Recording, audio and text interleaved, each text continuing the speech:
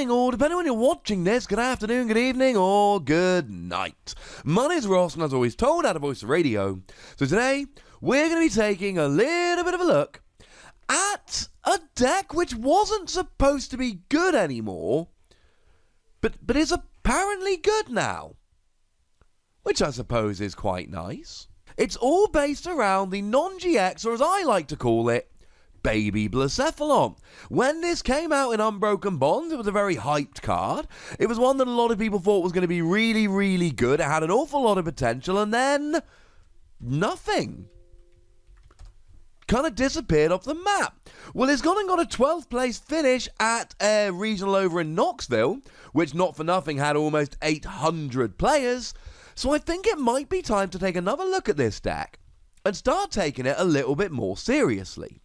Now, it's all built around the Blacephalon from Unbroken Bonds, and, I mean, look, for 1 fire energy, it does 10 damage, turn a face-down prize card face up. If it's a fire energy, you do 60 damage. And that's fine for taking out some little Pokemon, things like Ditto, things like Inkay, etc. And you get to reveal one of your prize cards, but it's not particularly good. The reason we're playing it is for Fireball Circus. Free fire energy, and then you've got to discard any number of fire energy cards from your hand, and you do 50 damage for each card you discarded in this way.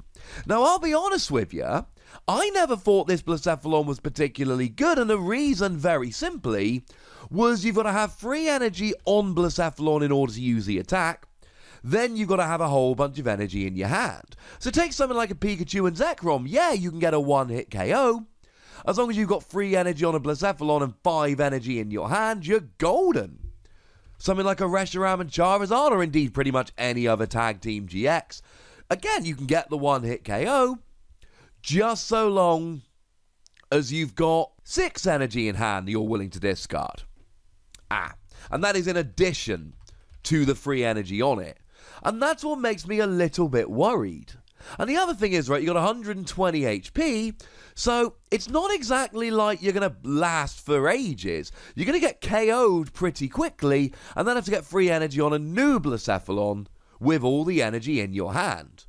It looks terribly awkward, so how does it work? And the answer is, oh my goodness, they made a consistent list out of this. There's only 9 different kinds of trainers, and one of those is Heat Factory Prism Star, which you can only play as a one-off. It is full consistency all the time. And if we look at the other Pokemon, we see a 4 line of Pidgeotto. No mucking about here. So much Pidgeotto. Now, playing multiple Pidgeotto can be a problem. Something like Espeon and Deoxys, especially when it's played in Mewtwo and Mew decks, because they're playing Welder to accelerate energy, can potentially KO 3 of those in one go if they get 6 energy on and use a GX attack. 20 damage counters dropped. That is free Pidgeotto.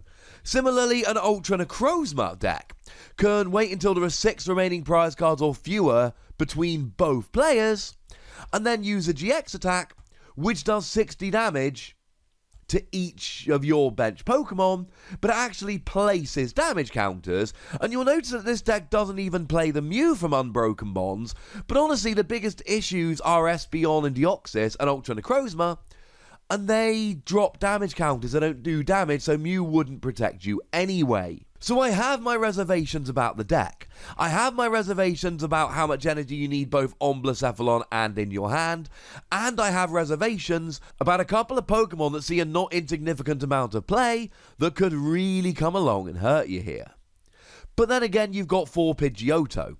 Pidgeotto, once during your turn, lets you look at the top card of your deck, top 2 cards, put 1 in your hand and 1 on the bottom of your deck. And if you're doing that 3 or 4 times a turn, that is going to really, really help.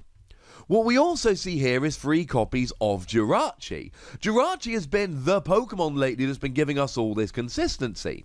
Once during your turn, if it's active, you may look at the top 5 cards of your deck, reveal a trainer card, put it into your hand.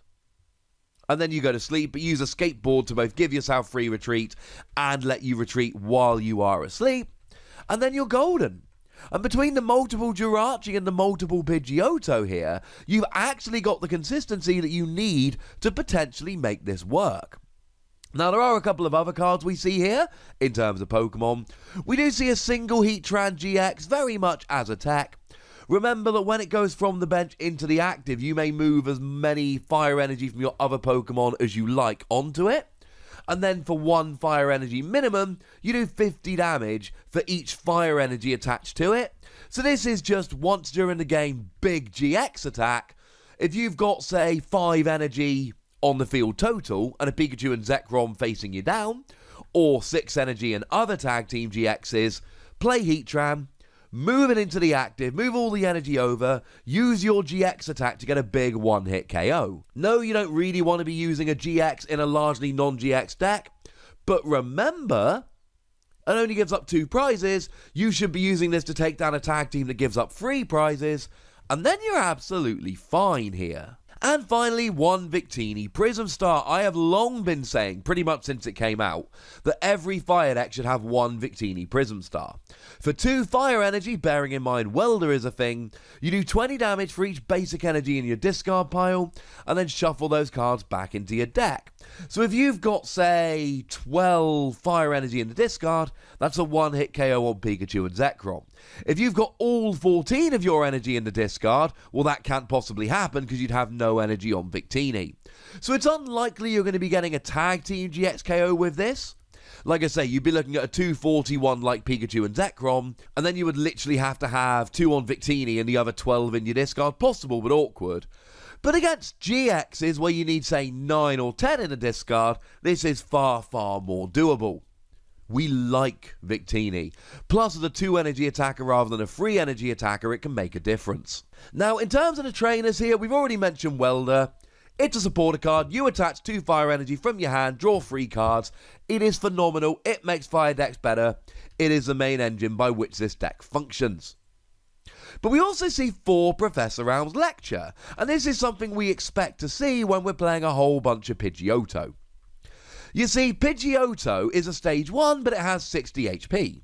And Professor Round's Lecture lets you search for 3 Pokemon with 60 HP or less and put them into your hand. So Professor Round's Lecture here doesn't actually get you your Blacephalon, and it doesn't actually get you your Jirachi, and it doesn't get you your Victini, and it doesn't get you your Heatran. All it gets you is your Pidgey and your Pidgeotto. But that's enough here, because you're playing Ultra Space. And Ultra Space is your stadium of choice here, and it lets you search out 1 Ultra Beast during your turn, like your Blacephalon. And that's how we can get away with playing 4 Professor Round's Lecture here, because you're using Ultra Space to search out your Blacephalon, and then you're using Professor Round's Lecture to search out your Pidgeotto. And yeah, it's a little bit of a pain. There's nothing that searches out your Jirachi, but you've got your Pidgeotto here. So you're probably going to be okay.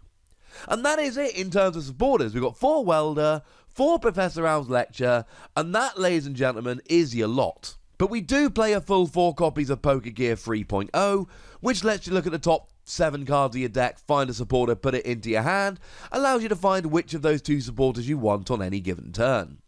Now, fire energy is extremely important, so there are a couple of cards that we really need here. Fiery Flint gets the energy out of your deck. Discard 2 cards from your hand, search your deck for 4 fire energy, put them into your hand. And Fire Crystal gets the energy out of your discard pile. It just lets you take 3 fire energy from your discard and put them into your hand.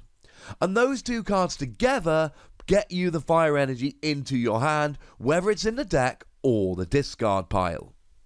You do potentially run into an issue after using Victini if all your energy is in the deck, so do time your Victini properly, please.